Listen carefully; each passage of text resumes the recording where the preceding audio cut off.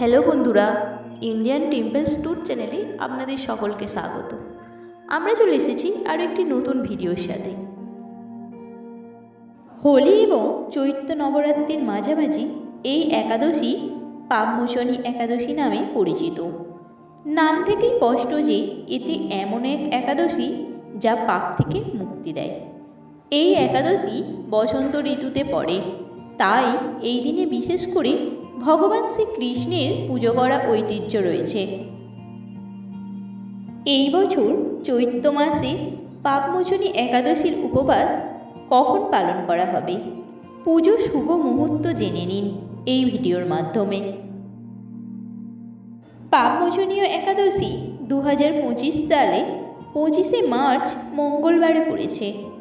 এই একাদশী মহাপুণ্য প্রদান করে।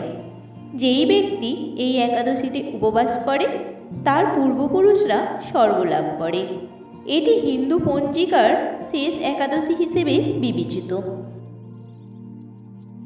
চৈত্র মাসের কৃষ্ণপক্ষের একাদশী তিথি 2025 সালের 25শে মার্চ অর্থাৎ মঙ্গলবার ভোর 5টা 5 মিনিটে শুরু হবে এবং পরের দিন অর্থাৎ 26শে মার্চ বুধবার ভোর 3টা 45 মিনিটে শেষ হবে। 2025 সালের 26শে মার্চ অর্থাৎ বুধবার দুপুর 1টা 39 মিনিট থেকে বিকেল 4টে 6 মিনিট পর্যন্ত পাপমোচনী একাদশীর উপবাস ভাঙা শুভ হবে। পাপমোচনীয় একাদশীর তাৎপর্য। ভগবান শ্রীকৃষ্ণ প্রথমে অর্জুনকে পাপমোচনী একাদশীর গুরুত্ব সম্পর্কে বলেছিলেন এবং বলেছিলেন যে এই উপবাস পালনের মাধ্যমে একজন ব্যক্তি ব্রহ্মহত্যার মতো গুরুতর পাপ থেকে মুক্তি পান। যারা সৎকর্ম করার সংকল্প করার পর লোভ এবং বিলাসিতায় মন্দ কাজে লিপ্ত হন, তারা পাপমোচনীয় একাদশীর কৃপায় এই পাপ থেকে মুক্তি পেতে পারেন। এইবার বলবো পাপমোচনী একাদশীর ব্রত কথা। যুধিষ্ঠির শ্রীকৃষ্ণকে বললেন, হে জনার্দন, চৈত্র মাসের কৃষ্ণপক্ষের একাদশীর নাম ও মাহাত্ম্য কৃপা করে আমাকে বলুন। শ্রীকৃষ্ণ বললেন, হে ধর্মরাজ যুধিষ্ঠির, আপনি ধর্ম বিষয়ক প্রশ্ন করেছেন। এই একাদশীর সকল পাপ থেকে নিস্তার বা মোচন করে বলেই এই পবিত্র একাদশী তিথি পাপমোচনী একাদশী নামে প্রসিদ্ধ। রাজা মান্ধাতা একবার লোমাস মুনিকে এই একাদশীর কথা জিজ্ঞাসা করেছিলেন। তার বর্ণিত সেই বিচিত্র উপাখ্যানটি আপনার কাছে বলছি, আপনি মনোযোগ দিয়ে শ্রবণ করুন। প্রাচীনকালে অতি মনোরম চৈত্ররথ পুষ্প উদ্যানে মণিগণ বহু বছর ধরে তপস্যা করতেন। এক সময় মেধাবী নামে এক ঋষিকুমার সেখানে তপস্যা করছিলেন। মঞ্জুঘোষা নামে এক সুন্দরী অপ্সরা তাকে বশীভূত করতে চাইলেন, কিন্তু ঋষির অভিশাপের ভয়ে সে আশ্রমের 2 মাইল দূরে অবস্থান করতে লাগলেন। বীণা বাজিয়ে মধুর স্বরে সে গান করত।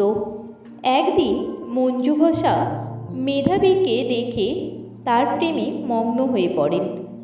এদিকে ঋষি মেধাবীও অপ্সরার অনুপম সৌন্দর্য দেখে মুগ্ধ হন। তখন সেই অপ্সরা মুনিকে নানা হাব ভাব ও কটাক্ষ দ্বারা বশীভূত করে। ক্রমে মুনি তার সাধন ভজন বিসর্জন দিয়ে তার আরাধ্য দেবকে বিস্তৃত হন। এইভাবে অপ্সরার সাথে বহু বছর কাটিয়ে দেন মুনি। মুনিকে আচারভ্রষ্ট দেখে অপ্সরা দেবলোকে ফিরে যেতে মনস্থ করল। একদিন মঞ্জুঘোষা মেধাবী মুনিকে বলতে লাগলো, হে প্রভু, এখন আমাকে নিজ গৃহে ফিরে যাবার অনুমতি প্রদান করুন। কিন্তু মেধাবী বললেন, হে সুন্দরী, তুমি তো এখন সন্ধ্যাকালে আমার কাছে এসেছো, প্রাতকাল পর্যন্ত আমার কাছে থেকে যাও। মুনির কথা শুনে অভিশাপের ভয়ে সেই অপ্সরা আরও কয়েক বছর তার সাথে বাস করল। এইভাবে বহু বছর অতিবাহিত হলো। দীর্ঘকাল অপ্সরার সহবাসে থাকলেও মেধাবীর কাছে তা অর্ধরাত্রি বলে মনে হলো।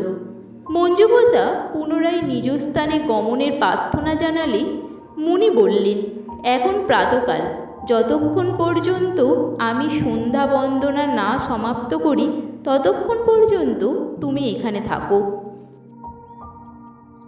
মুনির কথা শুনি ঈষৎ হেসে মঞ্জু ঘোষা তাকে বললেন, হে মুনিবর, আমার সহবাসে আপনার যে কত বৎসর অতিবাহিত হয়েছে তা একবার বিচার করে দেখুন। এই কথা শুনে মুনি স্থির মনে চিন্তা করে দেখলেন যে তার 56 বৎসর অতিবাহিত হয়ে গেছে। মুনি তখন মঞ্জু ঘোষার উপর রেগে গিয়ে বললেন, রে পাপিষ্ঠে, দুরাচারিণী, তপস্যা ক্ষয়কারিণী, তোমাকে ধিক, তুমি পিশাচী হও। মেধাবীর শাপে অপ্সরার শরীর বিরূপ প্রাপ্ত হলো। তখন সে অবনসমস্তকে মুনির কাছে শাপমোচনের উপায় জিজ্ঞাসা করল। মেধাবী বললেন, হে সুন্দরী, চৈত্র মাসের কৃষ্ণপক্ষিয়ায় পাপমোচনী একাদশী সর্বপাপ ক্ষয়কারিণী। সেই ব্রত পালনে তোমার পিশাচত্ব দূর হবে। পিতার আশ্রমে ফিরে গিয়ে মেধাবী বললেন, হে পিতা, এক অপ্সরার সঙ্গদোষে আমি মহাপাপ করেছি। এর প্রায়শ্চিত্ত কী তা কৃপা করে আমায় বলুন। উত্তরে চ্যবনমুনি বললেন, চৈত্র মাসের কৃষ্ণপক্ষিয়ায় পাপমোচনীয় একাদশীর ব্রতের প্রভাবে তোমার পাপ দূর হবে। পিতার উপদেশ শুনে মেধাবী সেই ব্রত ভক্তিভরে পালন করল। তার সমস্ত পাপ দূর হল। পুনরায় তিনি তপস্যার ফল লাভ করলেন। মঞ্জু ঘোষাও ওই ব্রত পালন করে পিশাচত্ব থেকে মুক্ত হয়ে দিব্য দেহে স্বর্গে গমন করল। হে মহারাজ, যারা এই পাপমোচনী একাদশী পালন করেন তাদের পূর্বকৃত সমস্ত পাপই ক্ষয় হয়। এই ব্রতকথা পাঠ ও শ্রবণে সহস্র গ্রদানের ফল লাভ হয়। পাপমোচনী একাদশীর পুজোর নিয়ম। পাপমোচনী একাদশীর আগের দিন সমস্ত ঘর গঙ্গাজল দিয়ে শুদ্ধ করুন। একাদশী তিথিতে ভোরবেলা তাড়াতাড়ি উঠে স্নান করে ব্রত সংকল্প নিন। পুজোর স্থানে 7টি অন্নের ঢিপি তৈরি করুন। এর ওপর তামা বা মাটির ঘট স্থাপন করুন। এরপর নারায়ণের মূর্তি বা চিত্র স্থাপন করুন। এবার নারায়ণকে ধূপ, দীপ, চন্দন, ফল, ফুল, তুলসী নিবেদন করুন। পুজোর পর পাপমোচনী একাদশীর ব্রতকথা পাঠ করুন। পাপমোচনীয় একাদশীর দিনই অবশ্যই করবেন এই কাজটি। একাদশীর দিনে ব্রহ্ম মুহূর্তে উঠে স্নান করে ব্রত সংকল্প নিন। পুজোর সময় নারায়ণকে হলুদ মিষ্টির ভোগ নিবেদন করুন। হলুদ রং শ্রীহরির প্রিয়। এই তিথিতে বিষ্ণুর পাশাপাশি লক্ষ্মীর পুজো করা উচিত। এই তিথিতে অশ্বত্থ গাছে জল নিবেদন করা শুভ। ভিডিওটি ভালো লাগলে একটা লাইক দেবেন, আর আপনি যদি আমাদের চ্যানেলে নতুন হয়ে থাকেন তাহলে চ্যানেলটি সাবস্ক্রাইব করে দেবেন আরও ভালো ভালো ভিডিও পাওয়ার জন্য।